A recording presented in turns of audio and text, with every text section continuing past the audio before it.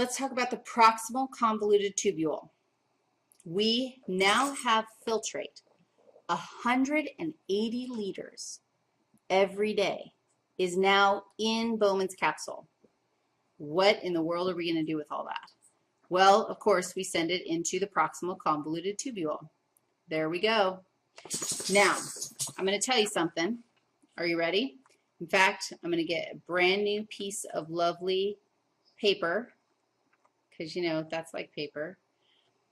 And I'm going to give you a fact, and then you're going to tell me something about the anatomy of the proximal convoluted tubule. Here's what I'm going to tell you. 70% of all reabsorption happens in the proximal convoluted tubule.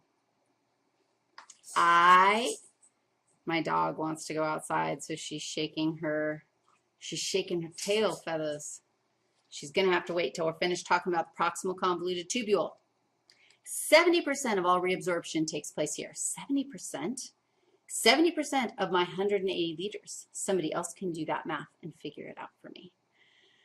That's a lot of liters. That's a lot of reabsorption. What are you going to do with the cells lining the proximal convoluted tubule?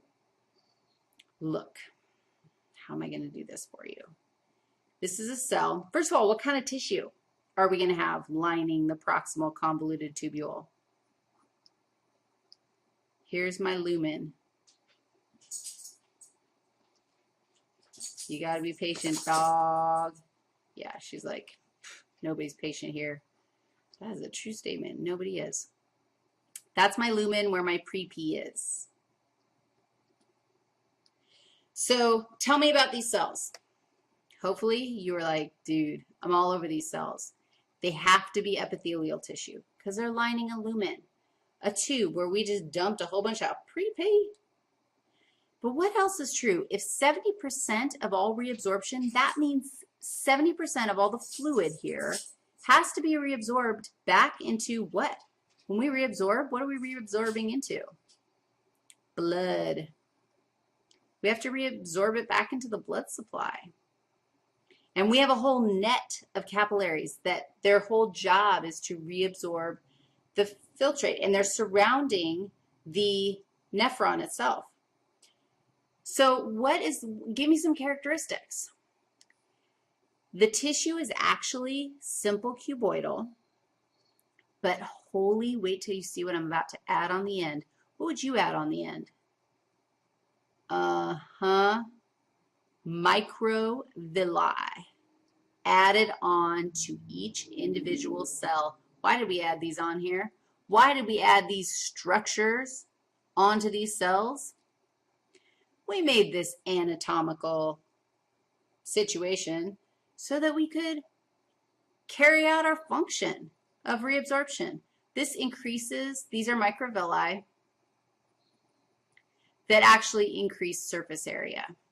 And the more surface area you have, the more you're going to reabsorb substances, the more places you have to carry out that reabsorption.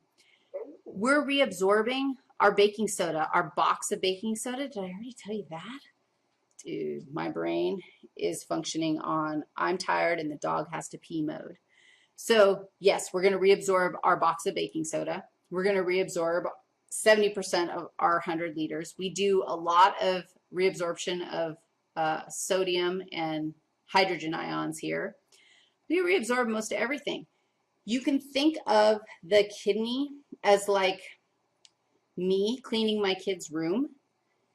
Literally in the glomerular corpuscle, the renal corpuscle, whatever that was called. The renal corpuscle, it says right there. In the renal corpuscle, we just are like dumping everything from the blood out into the filtrate. Let's just pee all this stuff out. That's like me cleaning my kid's room. I go through their room and I'm like, oh, you got to be kidding me. Do we really have to save the dead sea monkeys? Do we really have to save like the grave that's marking the dead sea monkeys that's been there for another 6 months after they died? You got to be kidding me, fellas. every moldy banana peel and every piece of pizza and sandwich. I found an entire peanut butter sandwich under my kid's bed. And of course, it wasn't just a sandwich. It was like a sandwich embedded in dust bunny orama. Ay, ay, ay. All that stuff. I'm just throwing it all in the garbage can. And then they come through the garbage can. That's why I don't clean when they're home. Well, I don't clean at all. But if I were to clean, I wouldn't clean when they were home, because they would just go through and become the proximal convoluted tubule, and they'd reabsorb all the stuff that I threw away. They just take it back out, and that's exactly what your proximal convoluted tubule is doing. And the characteristics of it, what does it need to do? It needs to have a really large surface area. I love you. I'm going to show you a picture. Tell me, in general, if you were going to look at a slide of a kidney, where would you go to look for a cross-section of proximal convoluted tubule? Would you go to the cortex or the medulla of the kidney? Please tell me you'd go to the cortex. Dog, you're going to have to be patient. You'd go to the cortex. Look at this fantastic kidney that I have sitting right here. Can you see in this kidney? It's a cross-section of a kidney, or whatever kind of section of it. You just have to be patient. Seriously, relax. This is my cortex. Can you see that? And here's my medulla.